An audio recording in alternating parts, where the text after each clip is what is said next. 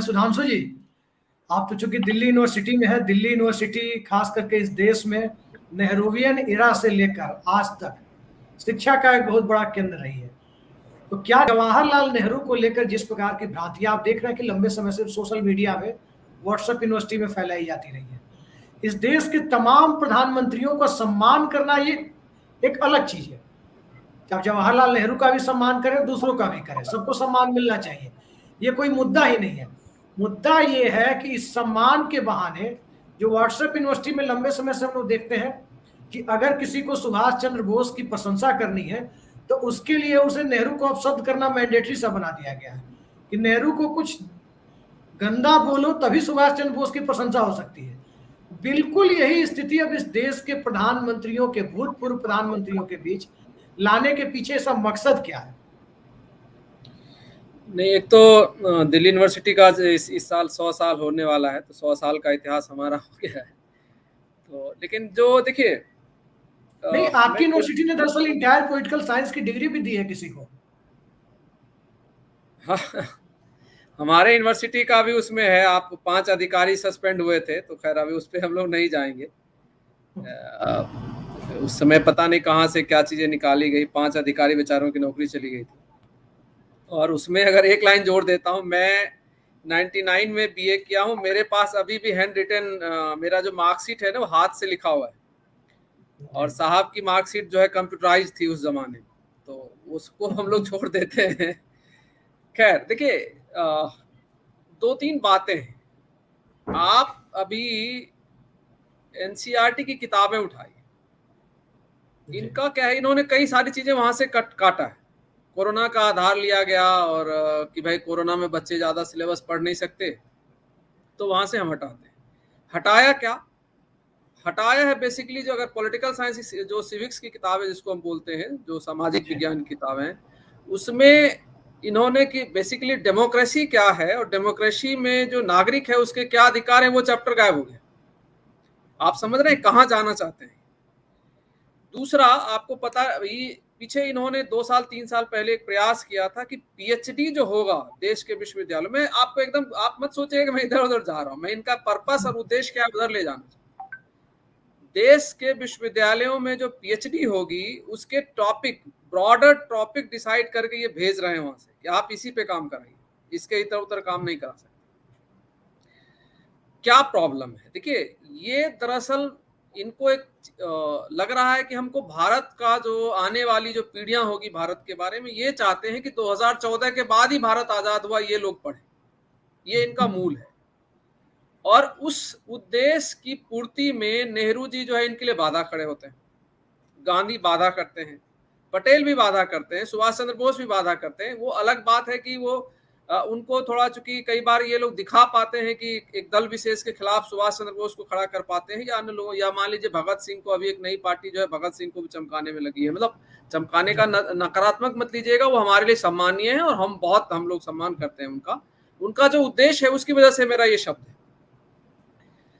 तो उसी पर्पस से आप देखिए, जो आपने कहा स्टार्टिंग रिमार्क्स की, भाई प्रधानमंत्री हुए हैं, उन सब का सम्मान होना चाहिए, उनके कामों को भी देश को जानना चाहिए, इसमें कोई बुराई नहीं। भाई अगर देश में नेहरू के बाद या नेहरू जी के बाद जितने प्रधानमंत्री, उन्होंने भी सबने अपने अपने लेवल पर काम किए, उन्होंने, प्रधानमंत्री जी ने खुद कहा, वो जानने का पूरा हक है सबको। लेकिन नेहरू केवल प्रधानमंत्री हैं क्या? नेहरू जो जिस 1947 तक देश को लाने में भी नेहरू की भूमिका है ना, गांधी की भूमिका है ना, आप उसको काट कर देखेंगे। आज मान लीजिए मैं छोड़ दिए दूसरी दल, मैं तो कहता हूं इंदिरा गांधी और नेहरू की तुलना कोई कर ले, तो इंदिरा गांधी को क्या हम नेहरू के बराबर में रख देंगे? नहीं रख सकते ना। तो ये चीज, दरअसल प्रॉब्लम क्या है, देखिए इनको मैंने जो कहा शुरुआत में कि ये चाहते हैं कि पूरा इतिहास इस देश का बदला जाए, और ये चीजें, ये पुराना इतिहास में रहा है सर, अभी कोई नई बात नहीं है, पहले भी लोगों ने इस तरीके से इतिहास के साथ खेल किया। अब ये चाहते हैं, क्योंकि जो जब ये आगे बढ़, जो इनका मकसद है, जो इनका और इनके दल आरएसएस का जो मकसद है, इस देश को जो एक नए सिरे से अपने हिसाब से गढ़ना चाहते हैं, उस गढ़ने में ये सारे जो चेहरे हैं या जो ये हमारे महान, हमारे समाज के जो धारक हैं, वो इनके लिए बाधा खड़ी करते हैं बार बार। इनको ये ले जाना चाहते हैं जिस दिशा में, उस दिशा में ले जाने में नेहरू की आइडियोलॉजी सामने आ जाती है, पटेल की आइडियोलॉजी सामने आ जाती है। तो ये चाहते हैं कि इनको फिनिश कर, और फिनिश डायरेक्टली तो कर नहीं सकते कि भाई नेहरू मेमोरियल कंप्लीट बंद कर देंगे और नेहरू जी पे कोई बात नहीं करेगा, इनके बंद करने से बंद हो नहीं रहा वो। तो ये डाइल्यूट कर रहे हैं, अभी जो हुआ ये डाइल्यूशन है कि भाई ऐसा करो, नेहरू को हम, जैसे आप और हम मान लीजिए कल बोलेंगे हमने नेहरू को कहाँ हटाया जी। इनके जो आपने कहा व्हाट्सएप यूनिवर्सिटी, आप और हमारे डिस्कशन को व्हाट्सएप यूनिवर्सिटी पे डाला जाएगा तो यही बोलेंगे कि अरे उन्होंने नेहरू कहाँ, मोदी जी ने किसी को हटाया थोड़ी है, उन्होंने तो और प्रधानमंत्री के साथ उनको रख दिया है जी। तो क्या और प्रधानमंत्री के बारे में जानने का देश को हक नहीं है? ये इसी आइडियोलॉजी पे लेकर चीजों को गए हैं और वही वो कर रहे हैं। देखिए, आपको जिस नेहरू मेमोरियल का वहां से प्रोजेक्ट दिए जाते थे स्कॉलर्स का, मेरे कई साथी टीचिंग का मतलब छुट्टी ले लेकर दो साल का, 3 साल का प्रोजेक्ट नेहरू मेमोरियल से मिलता था और उस पर काम करते थे, देश के हित में वो सारा काम होता था वहां। और कौन नहीं चाहता था नेहरू मेमोरियल? देश के सारे पार्लियामेंट जो भी पढ़ने लिखने में इंटरेस्ट रखते थे, हमारे पार्लियामेंट्री सब, अगर आप कभी वहां पढ़ने जाते तो आपको कोई ना कोई ऐसा पार्लियामेंट्रियन जो पढ़ने लिखने में, शोध करने में, रिसर्च करने में रुचि रखता है, वहां पर आपको बैठे मिल जाए। देश के बड़े बड़े बुद्धिजीवी वहां जाकर बैठते थे और पढ़ाई लिखाई, डिस्कशन, एक माहौल होता था जिसको जो कहते हैं ना कि देश को सही दिशा में ले जाने का जो माहौल है, वो काम वहां पर होता था। अब इनको लग रहा है कि चलो भाई, अब नेहरू ने देश को वहां से उठाया, जब कहा जाता है भारत में सुई लोग नहीं बना पा रहे थे, वहां से आज सुपरसोनिक हम मिसाइल बना रहे हैं, या मोदी जी देश को बुलेट ट्रेन का सपना दिखा रहे हैं, तो उस नेहरू को हम भूल जाएंगे या इनके दिखाने से हो जाएगा। और अच्छी बात है, ये क्या दिखाएंगे, ये भी तो बड़ी बात है ना। जो सर ने कहा अभी लखेरा जी ने, देखिए सारा पर्पस वही है, पार्लियामेंट की कोई नीड नहीं थी, अभी नए पार्लियामेंट की बन रही है जी, है ना। जो आप वहां पर सरदार पटेल जी की मूर्ति बना दी, अंबेडकर जी का आपने कल देखा ही है कि कैसे एक महिमा मंडन चल रहा है, जो उनके विचार हैं, जो उनके सोच हैं। क्या आप सोचिए कि अंबेडकर साहब को वो लोग आज जो है, कल पूरा दिल्ली में भी बड़े बड़े कार्यक्रम हुए, उनमें से कितने लोग हैं जो अंबेडकर साहब को वाकई में सम्मान देते हैं, या अंबेडकर साहब का जिस तरह के भारत का सपना था। मैं आपको उदाहरण देता हूँ, एएपी का उठा के ले लीजिए, 8 मेंबर ऑफ पार्लियामेंट राज्यसभा में भेजा नहीं इन्होंने जी, 8 में से कितनी महिला गई है जी? चलो दलित पिछड़े तो नहीं ही गए, SC ST का तो नहीं भेजा, बाबा साहब का नाटक दिखा रहे हैं। लेकिन बाबा साहब जो चाहते थे, बाबा साहब ने इस देश की महिलाओं को डे 1 से चुनाव का वोटिंग राइट दिया, अमेरिका जैसे देश में 100 साल लगा। तो बाबा साहब का वो सपना कोई नहीं कर रहा उसके ऊपर काम, बट क्या है, सब चीजों को जो सर ने कहा इवेंट बना रहे हैं, इवेंट बनाया जा रहा है। उस इवेंट का इवेंट की बात आप कर रहे हैं, और चर्चा के लिए सुधांशु कुमार जी के पास ही हम चलते हैं। सुधांशु जी, नेहरू की स्पीच में देखता हूं तो उसमें सामने आता है नियति से साक्षात्कार, traced with destiny. Narendra Modi ji जो म्यूजियम बना रहे हैं, उनकी स्पीच को देखिए, उनकी स्पीचेज को, तो कहीं ना कहीं सामने आता है कब्रिस्तान और शमशान, कपड़ों से पहचान। ये इंडिया ने जो सफर तय किया है साइंटिफिक टेम्परामेंट की अवधारणा से लेकर के, और एक निहायत ही मतलब बहुत घटिया स्तर की मानसिकता इस देश के लोगों की जो बन रही है और जो बनाई जा रही है, ऑर्केस्ट्रेट की जा रही है, उसके पीछे निश्चित तौर पर जब लोकतंत्र व्यक्तिवादी होगा तो इस तरह की घटनाएं होंगी। क्या आपको नहीं लगता कि एक व्यक्तिवादी लोकतंत्र की यह परिकल्पना है जिसमें संसदीय व्यवस्था में प्रधानमंत्री को महत्व दिया जा रहा है? संसदीय व्यवस्था में पार्लियामेंट होता है, संसद की विभिन्न कमेटियां होती है, एक एक सांसद का बहुत बड़ा रोल होता है अगर संसद ढंग से चले तो। उमाकांत जी कई सारी घटनाएं निजी बातचीत में हम लोगों को बताते रहे हैं किस प्रकार से 2-4 सांसदों ने कई बार पूरी की पूरी नीतियों में आमूलचूल परिवर्तन करने पर मजबूर कर दिया। ये हालात इस देश में लोकतांत्रिक व्यवस्था में हुआ करते थे। तो इससे व्यक्तिवादी अवधारणा को क्या आपको नहीं लगता कि इससे बहुत ज्यादा बल मिल रहा है? जनता एक तरह से कहीं ना कहीं एक हीरोइज्म की तरह, एक कहीं ना कहीं एक ऐसे नायक की तरह जो कि फिल्मों में दिखता है, उस तरह का हीरोइज्म जो लोगों के बीच पैदा करने की कोशिश की जा रही है, पार्लियामेंट्री डेमोक्रेसी के लिए कितना सही है? एक तो जैसे अब एक मैं बता दूं, अभी राष्ट्रीय शिक्षा नीति, आपने देखा कभी पार्लियामेंट में इसके ऊपर कोई डिस्कशन हुआ? ये पार्लियामेंट में डिस्कशन में आया ही नहीं, पार्लियामेंट से पास भी नहीं हुआ है। एग्जीक्यूटिव ऑर्डर से कैबिनेट ने डिसीजन करके इसको लागू कर दिया। अब आप इनकी मानसिकता समझ सकते हो कि पार्लियामेंट का ये कितना सम्मान करते हैं, जो बातें आप कह रहे हो। जो बात देखिए नेहरू और इनकी मोदी जी की तुलना में, आप एक चीज आप बताइए, भारत के इर्द गिर्द के देशों को जरा हम देख लेते हैं एक बार। नेहरू ने क्या किया है इस देश के लिए, इस देश के आवाम को समझना चाहिए। हमारे पड़ोस में है पाकिस्तान, हमारे पड़ोस में है श्रीलंका, हमारे पड़ोस में है बांग्लादेश, म्यांमार। यहाँ पर भी ये बांग्लादेश और पाकिस्तान तो सब हमारे साथ के ही थे, और पाकिस्तान हमारे साथ ही आजाद हुआ। क्या आज तक उस देश में डेमोक्रेसी ठीक से लागू हो पाया है? बांग्लादेश अभी लास्ट 5 ईयर 10 ईयर पहले एक बड़े स्ट्रगल में लगातार ऐसे लगता था जैसे कि दो दल, पॉलिटिकल संगठन नहीं है वो, दो जो है सैनिक दल हैं, आपस में एक दूसरे की हत्या क्या करते थे। पॉलिटिकल हत्याओं की बाढ़ लगी थी और ऐसे लगता था कि बांग्लादेश तबाह हो जाए। सौभाग्य से चलिए अभी वहां पर चीजें सुधर गई। श्रीलंका की हम चर्चा कर ही रहे हैं, पूरा विश्व उसकी चर्चा कर रहा है कि क्या वहां पर हालात हो गए हैं और किस तरीके से डेमोक्रेसी, और म्यांमार में क्या है वो हम सबके सामने। तो जो लोग ये सोचते हैं बड़ी आसानी से चीजों को कह दिया, जो अभी हमारे उमाकांत सर कह रहे थे, पाकिस्तान तो एक धर्म विशेष का देश बन चुका है ना जी। यहाँ बड़े सपने दिखाए जा रहे हैं कि फलना हिंदू धर्म का या हिंदुओं का देश बन 24 साल में 2 टुकड़े में बट भी चुका है ना। हाँ, धर्म विशेष का देश बना, लेकिन 24 साल में दिखाया जा रहा है। पाकिस्तान तो मुस्लिम देश बन गया था, फिर अलग क्यों हो गया? बांग्लादेश भी तो मुस्लिमों का है, वो क्यों अलग हो गया? सवाल क्या है ना कि उस तरीके से सींचा ही नहीं गया ना उस देश को, डेमोक्रेसी की रियल समझ से सींचा नहीं गया। तो लोगों को लोकतंत्र की, अब नेहरू, अंबेडकर साहब और नेहरू में हो सकता है काफी चीजों का भेद था, लेकिन नेहरू ने श्योर किया कि अंबेडकर साहब उनकी कैबिनेट का हिस्सा बने। ये कौन नहीं जानता है? श्यामा प्रसाद मुखर्जी को ये लोग अपना आइकन मान रहे हैं। नेहरू ने इंश्योर किया कि वो जो है उनके कैबिनेट का हिस्सा बने। तो डेमोक्रेसी का मतलब तो यही होता है ना, विचारों का फर्क है जी, मन का भेद थोड़ी। आप मतभेद हो सकता है, मन का भेद में डेमोक्रेसी का तो हिस्सा होता नहीं है। पर इन्होंने कहा ये तो सीधा हर चीज को मन के भेद में कन्वर्ट कर दिया। आप याद करिए आर.के. लक्ष्मणन, मुझे जहां तक याद आ रहा है, कार्टूनिस्ट, बीच में नेहरू के काम से खुश होकर उन्होंने थोड़ा उनके ऊपर व्यंग वगैरह करना कम कर दिया था। ये कहा जाता है कि नेहरू ने बुलाकर उनसे कहा था कि मुझे बकसने की जरूरत नहीं है, आपका जो काम है, अगर मैं कुछ गलत करता हूं तो मेरी गलतियों को आप उजागर करेंगे। और वो ये चीजें बार बार अपने विपक्ष के नेताओं से कहते थे कि मुझे छोड़ना नहीं है, आप मुझे बकसिए नहीं कि मैं कोई गलती कर रहा हूं तो मैं, जो आज चलता है कि भाई आपने गलत करूं सही करूं बस जयकारे लगाइए, ये नेहरू नहीं थे जी। नेहरू तो कहते थे कि अगर मैं गलत हूं तो मेरी गलतियों को उजागर करो, क्योंकि हमें डेमोक्रेसी को मजबूत करना है, क्योंकि उनके पास डेमोक्रेसी की रियल समझ थी।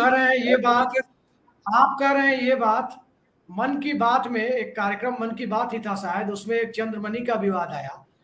उस पूरे घटनाक्रम को उसी रात पुण्य प्रसून वाजपेयी ने एबीपी न्यूज पर एक्सपोज किया। अगले दिन उनके साथ क्या हुआ पूरे देश को पता है। नहीं, वही एग्जैक्ट वही है ना सर, क्योंकि उन डेमोक्रेसी को का मतलब ही नहीं समझ रहे।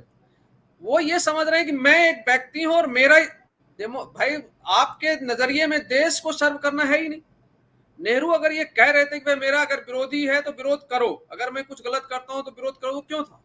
दूसरा पॉइंट ले लीजिए, लोकतंत्र में हमारे संविधान में लिखा है ना, वैज्ञानिक सोच डेवलप करना है, वैज्ञानिक सोच की तरफ देश को ले जाना है। क्या ये लोग वैज्ञानिक सोच की तरफ देश को ले जा रहे हैं?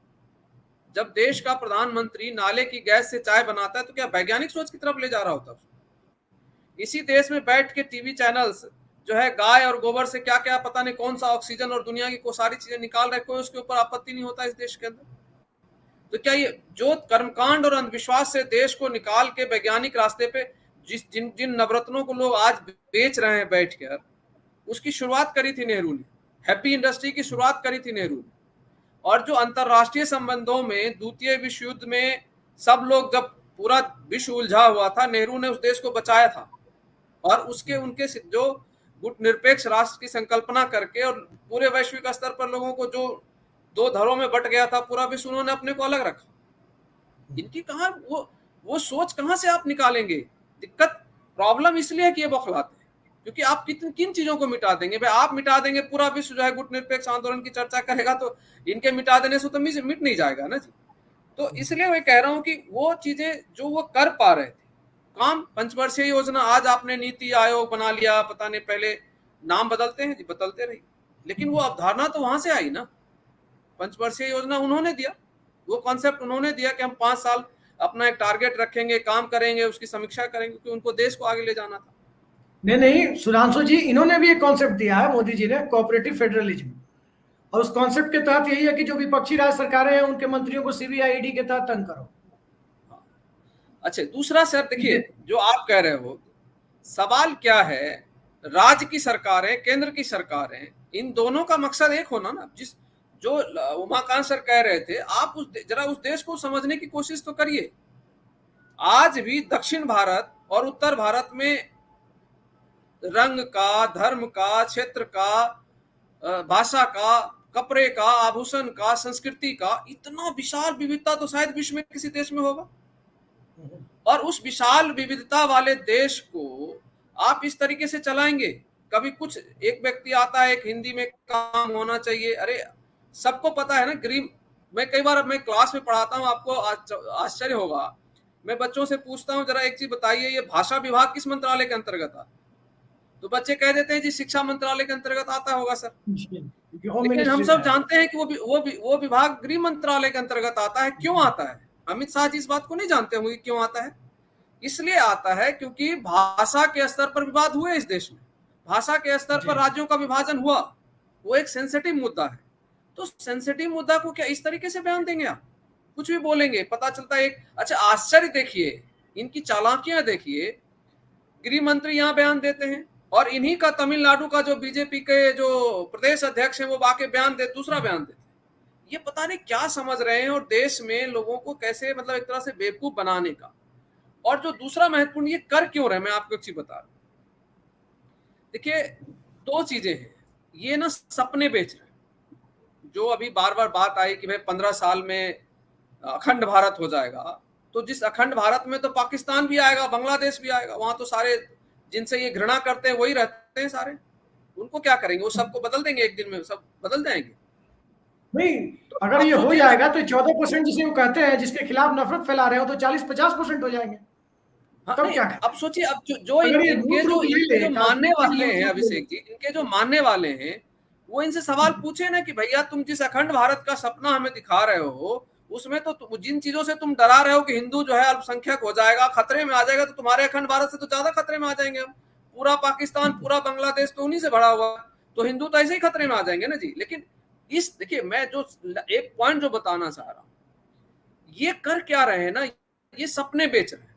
और सब क्या होता है, देखिए डेमोक्रेसी में एक चीज है कि आप अगर रियल में बात करेंगे तो उसकी थिंकिंग कहां से करनी पड़ेगी, आपको सोचना पड़ेगा, विचार करना पड़ेगा। जब आप बोलेंगे रोजगार चाहिए, आय ज्यादा है, तो वो मामला दिमाग का है, क्योंकि आपको परेशानी हो रही है। लेकिन हम आपको कुछ अच्छे गीत सुना देंगे। हमारे इधर एक कहावत है कि टका लेना है तो काका से लो और गप लेना है तो मुझसे लो। तो ये लोग गप बांट रहे हैं, क्योंकि टका देने की हैसियत नहीं बची। टका देने से, टका का मतलब समझ रहे हैं, जो रियल मायने में मदद नहीं करना, सब चीजों के सपने दिखाना, सब चीजों का ये अच्छे दिन का जो है, आपको अच्छे दिन देंगे नहीं, अच्छे दिन का आपको बोल बोल के एहसास कराएंगे। इससे कई बार लोग कहते हैं कि मतलब आप, अरे ठंड लग रही है, नहीं मानो ही मत कि ठंड लग रही, कहो कि गर्मी लग रही है, तो गर्मी लगने लगी।